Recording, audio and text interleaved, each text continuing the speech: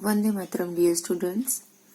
गधे के बहुत सारे प्रकार होते हैं कि गधे कई रूप में होते हैं, जैसे आत्मकथा के रूप में, संवाद के रूप में, जीवनी के रूप में, ऐतिहासिक कहानी के रूप में और यात्रा वृतांत के रूप में।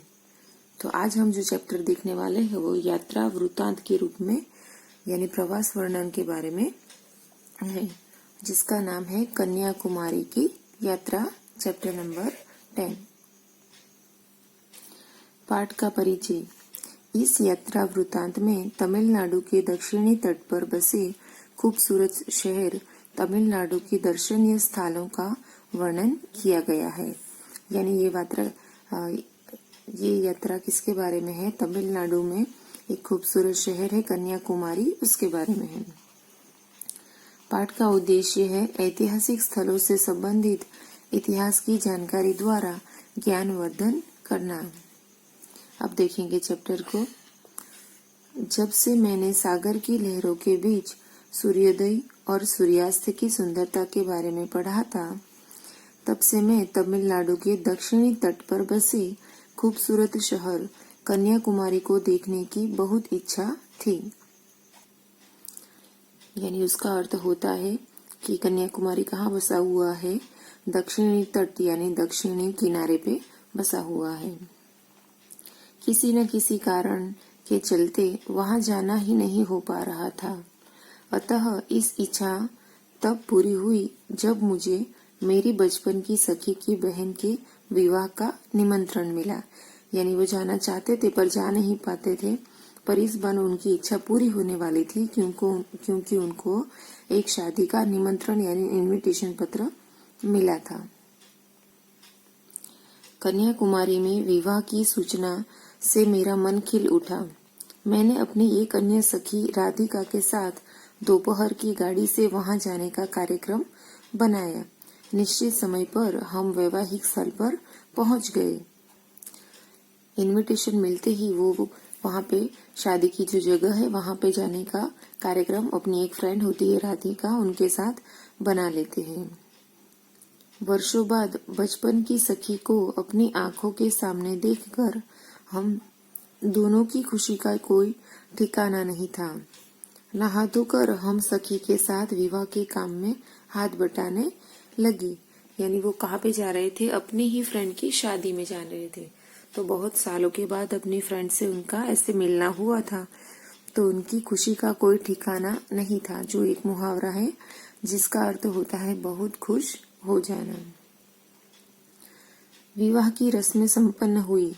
अगले दिन हमने एक एक करके उन दर्शनीय स्थलों को देखने का कार्यक्रम बनाया जिनके बारे में सोचकर ही हम उत्साहित थी।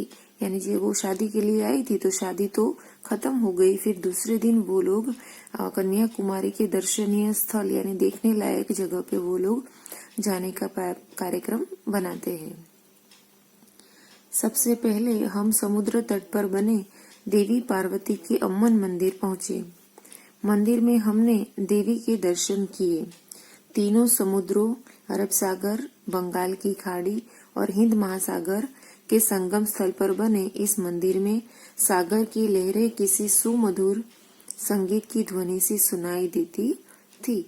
और वो दर्शनीय स्थलों में सबसे पहले कहाँ जाते हैं? अम्मन मंदिर जाते हैं, जो कहाँ पे बना हुआ है? तीनों समुद्र का जो संगम स्थल होता है, यानी तीनों समुद्र जहाँ पे मिलते हैं, ऐसी जगह पे ये मंदिर बना हुआ है। और वहाँ की लहरें, वहाँ की पानी की लहरें ऐसी थी कि जिससे उनको सुमधुर संगीत की ध्वनि सुनाई देती थी। इसी कुदरती संगीत को सुनकर ऐसा लगा कि अद्भुत आनंद पा लिया हो। यहाँ पहुंचकर पता चला कि मंदिर में स्थापित देवी के आभूषणों की रोशनी से भ्रमित होकर समुद्री जहाजों के दुर्घटनाग्रस्त होने की आशंका से इस मंदिर का पूर्वी द्वार हमेशा बंद रखा जाता है। क्या बताते हैं कि ये जो मंदिर है वो मंदिर का पूर्व द्वार यानी पूर्व तरफ वाला द्वार बंद रखा जाता है, क्योंकि ये मंदिर के अंदर जो देवी की मूर्ति स्थापित है, उन्होंने जो आभूषण पहने हैं उनकी रोशनी के कारण जो समुद्र के अंदर जो जहाज है वो इसके कारण क्या होते हैं, भ्रमित होते हैं। उसकी रोशनी के कारण वो लोग अपनी दिशा भूल जाते हैं, इसीलिए उनका एक्सीडेंट होने की संभावना, आशंका रहती थी। इसलिए वो द्वार को, दरवाजे को बंद कर दिया गया है। देवी दर्शन के बाद हम तमिल भाषा के प्रसिद्ध कवि तिरुवल्लुवर की ऊंची प्रतिमा देखने पहुंचे। कवि तिरुवल्लुवर की ऊंची प्रतिमा पर्यटकों के आकर्षण का केंद्र है। लगभग 38 फीट ऊंचे आधार पर बनी इस प्रतिमा का वजन लगभग 2000 टन है और ऊंचाई करीब 133 फीट है। कहा जाता है कि इसकी ऊंचाई तिरुकुलर के 133 अध्यायों का संकेत करती है। जो शांति मन को उनके कुरल पढ़कर होती है, उसी शांति का अनुभव यहाँ भी हुआ। यानी वो मंदिर देखने के बाद कहाँ पे जाते हैं, एक प्रतिमा देखने पहुंचते हैं। वो किसकी है, प्रसिद्ध कवि तिरुवल्लुवर की प्रतिमा देखने पहुंचते हैं। और सबसे पर्यटकों के आकर्षण का केंद्र ये मूर्ति क्यों है, क्योंकि वो लगभग 38 फुट ऊंचे आधार के ऊपर बनी हुई है और मूर्ति की ऊंचाई भी लगभग कितनी है, 133 फीट वो मूर्ति की ऊंचाई है। और उसकी ऊंचाई किसके 133 की ऊंचाई किसके आधार पर रखी गई है कि उनकी जो बुक है, एक कुरल नाम की बुक है, उसके जो अध्याय है 133, वो अध्यायों के आधार पर उनकी मूर्ति की साइज रखी गई थी। अगले दिन हम अपने आदर्श विवेकानंद का स्मारक देखने के लिए बहुत उत्साहित थे। अतः सुबह सुबह हम विवेकानंद रॉक मेमोरियल जा पहुंचे। बचपन से यह स्थल देखने की इच्छा थी। पढ़ा और सुना था कि किनारे से तैरकर विवेकानंद इस टापू पर आ गए थे और 3 दिन तक यहीं रहे थे। ये 3 दिन उन्होंने कैसे व्यतीत किए होंगे, इसके बारे में कोई नहीं जानता।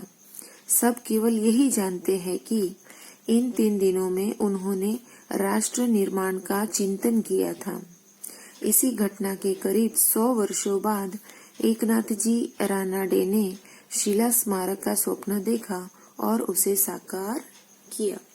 क्या बताते हैं नेक्स्ट स्थल के बारे में, दूसरी जगह के बारे में, कि वो देखने गए जाते हैं अब एक स्मारक जो है आदर्श विवेकानंद जी का, और वो जगह का नाम है विवेकानंद रॉक मेमोरियल। वहां पे देखने के लिए जाते हैं। और ये जगह के बारे में ऐतिहासिक ऐसा कहा जाता है कि विवेकानंद जी पूरा ये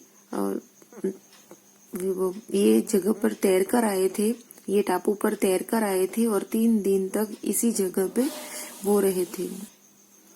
और इन 3 दिनों में उन्होंने यहाँ पे राष्ट्र यानी देश के निर्माण का चिंतन यानी उनके बारे में थिंकिंग किया था। इस घटना के करीब 100 वर्षों बाद, यानी ये जो घटना बनी उसके 100 वर्षों बाद एकनाथ जी रानाडे ने ये शिला का निर्माण किया था, यानी ये जगह उन्होंने बनाई थी और वो भी एक स्वप्न देखा था उसको साकार करने के लिए। अब देखते हैं आगे।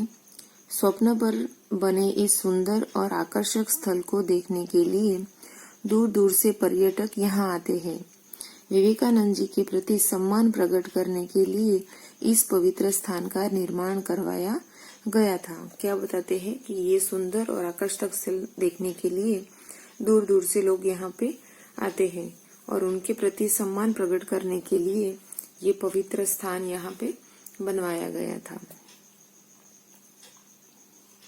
यहाँ आकर जैसे ही विवेकानंद जी की प्रतिमा की ओर देखा, अमेरिका के शिकागो शहर में वर्ष 1893 का उनका ओजस्वी उद्बोधन मानो कानों में गूंज उठा हो।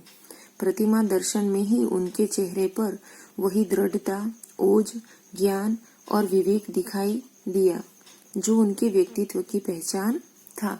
क्या बताते हैं कि जब विवेकानंद की प्रतिमा को देखा, उनकी मूर्ति को देखा, तो शिकागो में बनी 1893 की उनका उद्बोधन उनके द्वारा बोली गई स्पीच याद आ गई।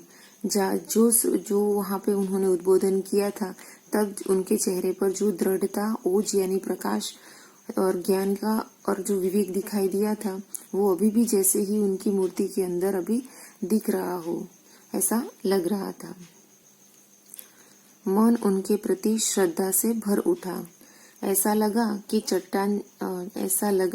कि चट्टान जैसी दृढ़ता का साकार रूप कहलाने वाला महापुरुष विवेकानंद के स्मारक के लिए इससे बढ़कर कोई और स्थान हो ही नहीं सकता। उन्हें नमन करते हुए हम वहां से निकल पड़े और ये स्थान देखकर वो लोग वहां से अगले जगह पे जाने लगते हैं। तो हम यहाँ पे ये वीडियो को स्टॉप करते हैं।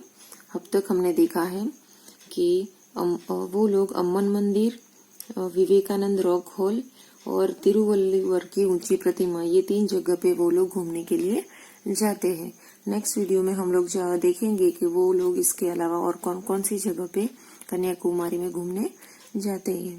Okay, bye students.